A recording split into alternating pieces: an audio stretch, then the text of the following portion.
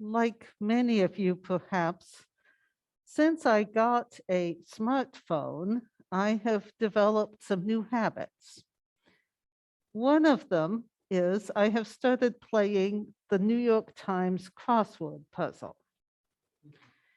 Now I'm I should say Monday through Wednesday, I do the New York Times crossword puzzle. And Thursday sometimes, but I cheat because I do it on my phone. There's this great thing of reveal word.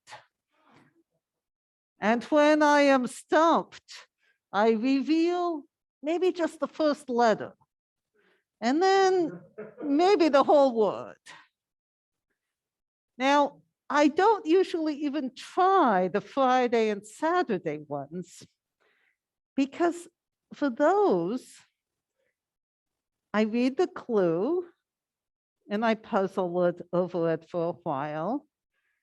And then I reveal the word. And then I say, huh? I don't even understand it after I'm told the answer. Honestly, that's the way today's gospel is. You know, Jesus, we feel like he's revealing the word, revealing the big secret. And we read it and say, huh? Scholars are still debating what Jesus actually meant by this generation. You know, this generation will not pass away until all things have been revealed and have come to pass. The very earliest Christians, those who listened and passed on Jesus's words and wrote them down, they appear to have understood this as meaning that the coming of the Son of Man, the second coming, the end of all things and the start of God's kingdom and the destruction of the beasts and all this, that this would be sort of happening during their lifetime. And some of the people in Thessalonica, for example, to whom Paul was writing, were distressed because some of their community of believers had died before Jesus came again, and what would happen to them?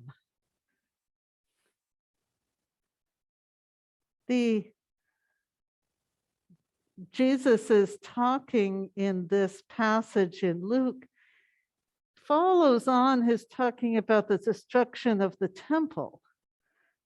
And certainly the destruction of the temple did happen during the lifetime of those that Jesus was talking to.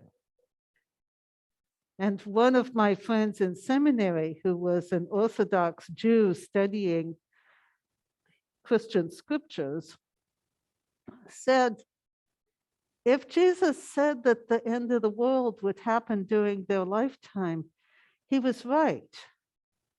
Because for the Jews, for Jesus's people, the destruction of the temple and the eviction of all the Jews from Jerusalem was the end of the world.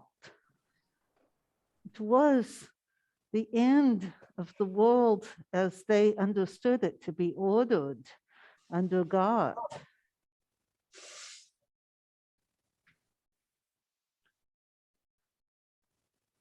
We're not sure what Jesus meant.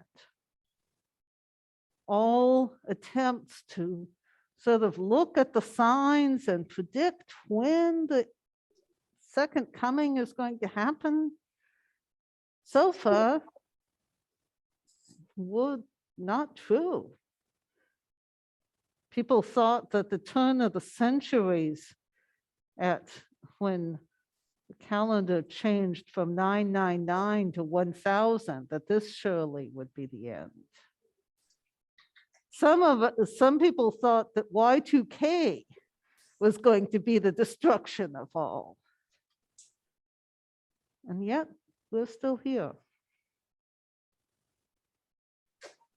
maybe what Jesus's words point us to is not the timing, but the substance.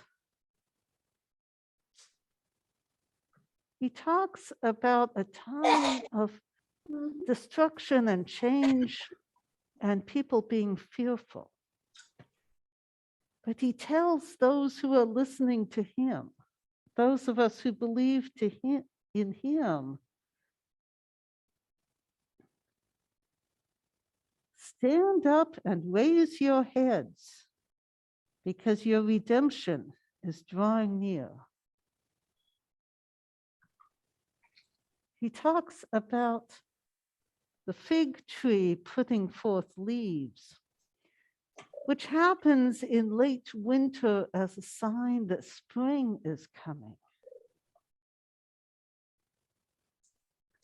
The book of Daniel and other late intertestamental writings talks about the end times and the judgment, and some of the images are fairly fearful.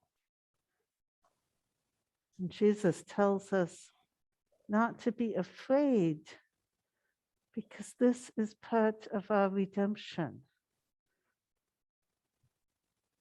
Not to be afraid, because the Son of Man who will come in glory is the same Son of Man who came as a little baby and who fed people and healed people.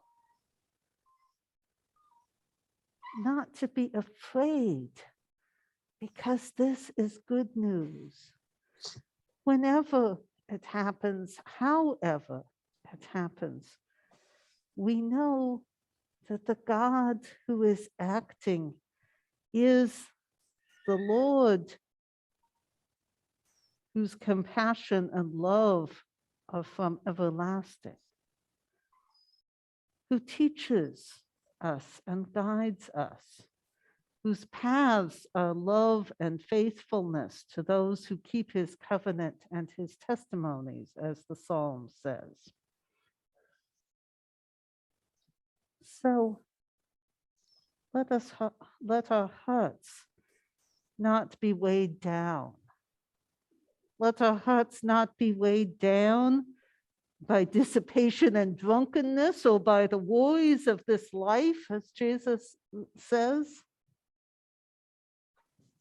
But let us stay awake with our heads held high, walking in the paths that God has laid out for us of love and faithfulness, and above all, hope.